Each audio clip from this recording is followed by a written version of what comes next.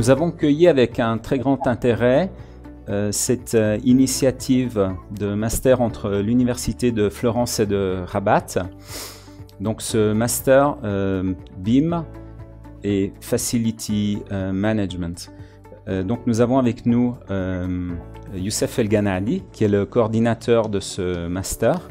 À qui s'adresse ce master, Youssef? Alors, le Master in Facility Management s'adresse principalement aux professionnels du secteur de la construction qui veulent s'approcher au BIM, aux responsables des administrations publiques et aux BIM coordinators et BIM spécialistes qui veulent acquérir de nouvelles compétences pour devenir BIM manager, et bien sûr aux BIM managers expérimentés qui veulent apprendre de nouvelles thématiques et méthodologies concernant le processus BIM. Youssef, peux-tu nous présenter les professeurs du master, s'il te plaît? Alors, nous avons avec nous aujourd'hui l'architecte Pietro Montani, c'est un BIM consultant, et l'ingénieur Annalisa De Maestri, dirigeant d'une entreprise en BIM.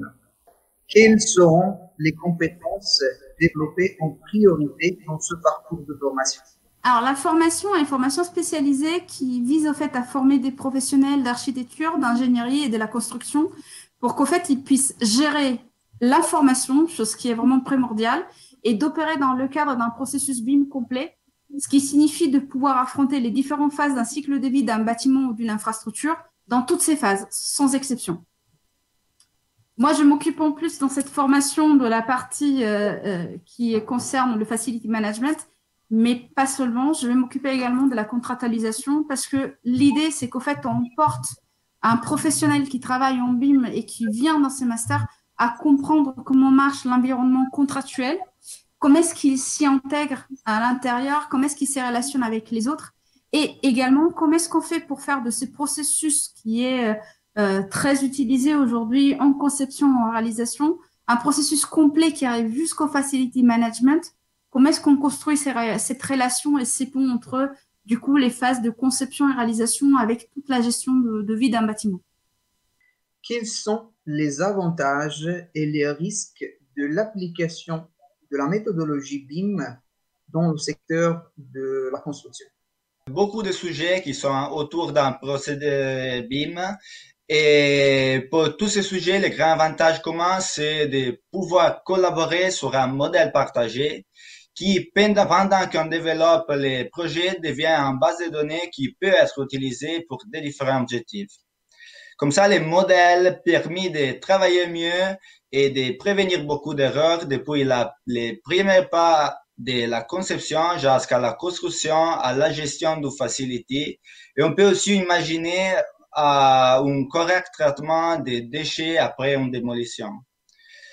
Pour ça, il faut vraiment faire une très vite transition vers les BIM, mais il faut le faire vite, mais sans courir. Si on va sous-évaluer la planification, la formation et une bonne organisation de notre transition, on pourra avoir des risques. Les risques, ils sont les mêmes risques d'une digital transformation et le pire risque d'une digital transformation qu'il faut vraiment éviter, c'est de faire ce qu'en anglais s'appelle un disruptive innovation. La disruptive innovation, c'est des nouvelles méthodologies qui vont détruire la vieille méthodologie. Le secteur de la construction est fait de professionnels et d'expertise avant que des méthodologies et des logiciels. Le BIM ne peut pas remplacer personne et d'expertise. Le BIM est au service du professionnel pour travailler mieux et développer de nouvelles solutions. Quels seront les logiciels qui seront utilisés durant les activités de formation? Et les logiciels qui seront utilisés pendant la formation BIM et Facility Management sont principalement les logiciels AK pour la partie architecture, structure, MEP, et donc architecture comme Edificius, Et bien sûr, pour la gestion de processus, on va utiliser la plateforme Asbim Platform comme Common Data Environment. Alors, la deuxième question pour Annalisa De Maestri est la suivante. Quelles sont les méthodologies managériales étudiées dans ce master? Alors, pour la mise en place du BIM, déjà, il faut juste qu'on situe le contexte managérial du BIM dès le départ. Au fait, le BIM dans le bâtiment hérite des méthodologies managériales qui viennent du monde de l'industrie. D'un côté, tout ce qui est purement informatique sur l'organisation des datas, mais de l'autre côté, tout ce qui est création de la donnée et de la géométrie, qui vient plutôt du monde de la mécanique en particulier. Voilà, c'est un peu de ce panorama. La différence, par contre, c'est la façon dans laquelle nous nous approchons au bâti. C'est-à-dire que les process ne sont pas de base aussi cadrés, puisqu'il y a une grande partie de créativité, une grande partie de travail manuel encore qui est fait sur nos bâtiments, qui fait qu'on doit quand même faire une adaptation. Et en plus, même si on est dans un process industrialisé en partie, on va l'appeler comme ça, il y a quand même des différences. C'est que quand on fait un bâtiment, même si on utilise des produits standardisés, chaque bâtiment a son unicité. Donc, ces process de management doivent s'adapter à ces unicités, doivent s'adapter aux différentes phases de conception, réalisation et gestion derrière. Et en plus de tout ça, ce qu'on a voulu faire dans ce master, c'est d'apporter vraiment une notion de management plus proche de la réalité d'aujourd'hui en intégrant tout ce qui est réflexion sur le monde de l'agile, qui s'adapte pour certaines parties du BIM vraiment parfaitement à la mise en place des process et à la création de la donnée. Donc, on a réuni le monde de l'industrie avec les caractéristiques du bâtiment et l'innovation apportée par l'agile. Quelle est l'importance du standard IFC et de l'OpenBIM? Dans mon opinion, le standard IFC dans les procédures BIM et dans le OpenBIM, c'est très important comme format de communication et interopérabilité entre les divers systèmes de communication. Alors, je pense un élément clé dans toute cette procédure qui est méthodologique BIM, qui existe, qui fait un peu les centres de communication. Il faut être aussi au clair que ce n'est pas le standard ou le format IFC qui peut résoudre tous les problèmes ou tous les échanges, mais c'est quand même un élément clé dans toute cette procédure avec une classification, avec une structure dans cette procédure. L'important sur le master, sur le OpenBIM, c'est vraiment la procédure avec IFC, avec les autres formats, de faire vraiment la procédure selon la norme ISO 19650, qui met d'abord qu'il faut vraiment définir les objectifs cibles pour définir qu'est-ce que j'ai besoin, qu'est-ce que je veux avoir, pour ensuite aller en détail sur les livrables, qu'est-ce que je veux recevoir comme client, comme document, avec quelle précision, avec quel détail, dans quel format,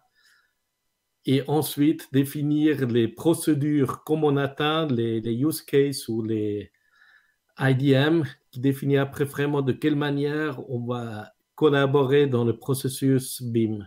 Les démarches qu'il faut mettre en place avec les entreprises aujourd'hui, c'est très important de sensibiliser, de commencer à définir l'objectif, de vraiment définir pourquoi je veux avoir quelle information, qu'est-ce que je veux faire avec cette information. Il faut commencer vraiment toujours avec l'objectif, avec le cible, pour déterminer la manière de la collaboration après.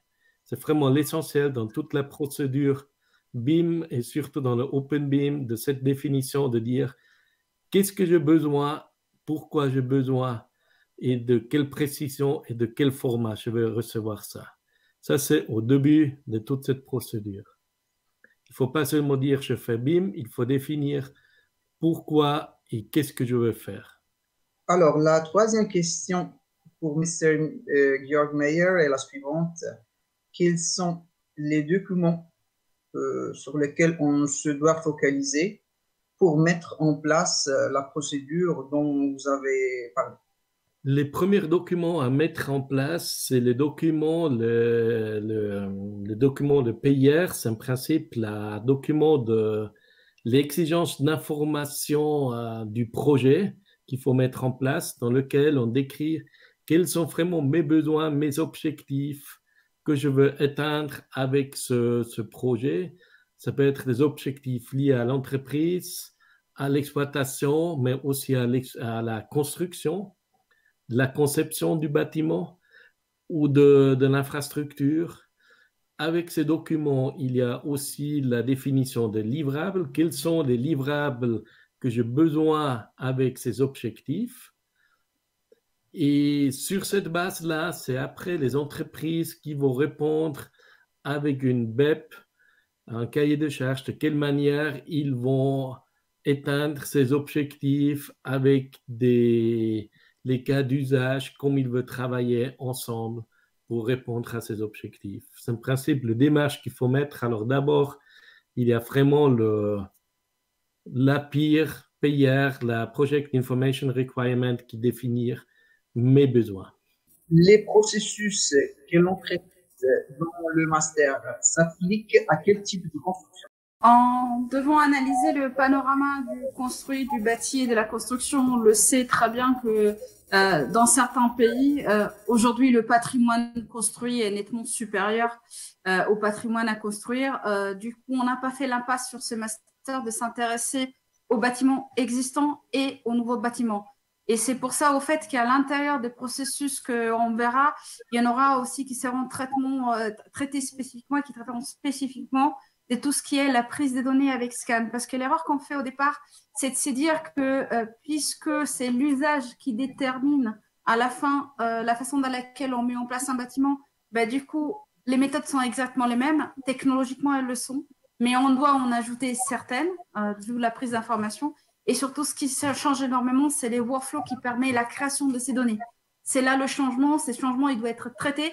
Il ne doit pas être laissé de côté. Et c'est au fait ce qu'on verra avec ces cours vraiment spécifiques sur cette prise d'information. En complément, c'est là-dedans, c'est les standards OpenBIM qui sont très importants, qui permettaient la continuité des flux d'informations à travers des divers phases de vie du bâtiment, dans le cycle de vie du bâtiment. Ça, c'est important d'utiliser des standards ouverts et pas natifs.